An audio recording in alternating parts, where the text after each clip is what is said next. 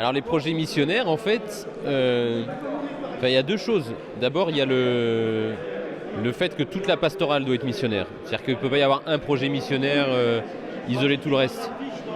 Tout ce qu'on fait, en fait, la manière dont on fait les choses habituelles en paroisse doit être missionnaire. C'est-à-dire toujours ouverte, une manière qui accueille ceux qui ne sont pas du clan, ceux qui ne sont pas de la boutique, que chacun puisse se retrouver et entendre l'annonce de l'évangile avec les mots d'aujourd'hui, d'une manière nouvelle, et ça c'est capital. Sinon en fait l'église devient un club qui mourra avec ses membres, quoi.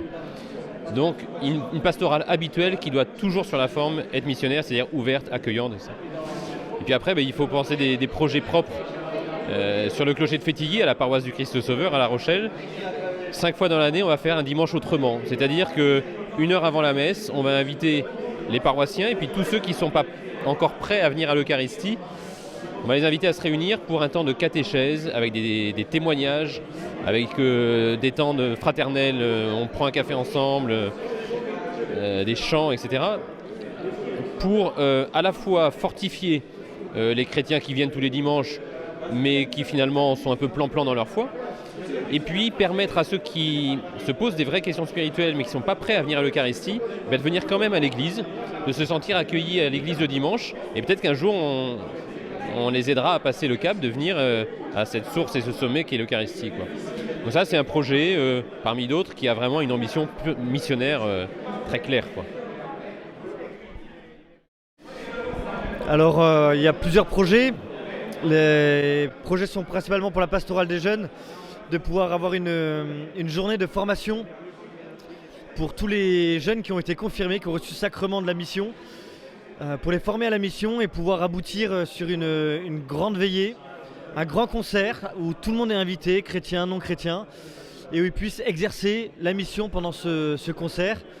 Voilà, donc c'est un des projets de l'année pour à la fois être missionnaire et former ceux qui sont déjà avec le Christ à continuer la mission, à apprendre la mission et à aimer ça. Ce qui m'intéresse, c'est de rencontrer d'abord des chrétiens qui viennent d'ailleurs que de La Rochelle, du diocèse, pour écouter aussi diverses expériences missionnaires, m'inspirer avec mes paroissiens de ce qui peut se faire ailleurs. Et puis j'attends aussi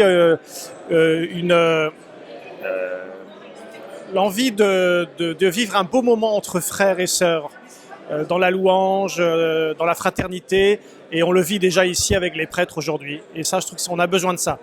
Alors nous, sur Rochefort, notre projet, un des projets missionnaires, c'est nous avons un pub, le Catholic's Pub, ouvert depuis 2 ans.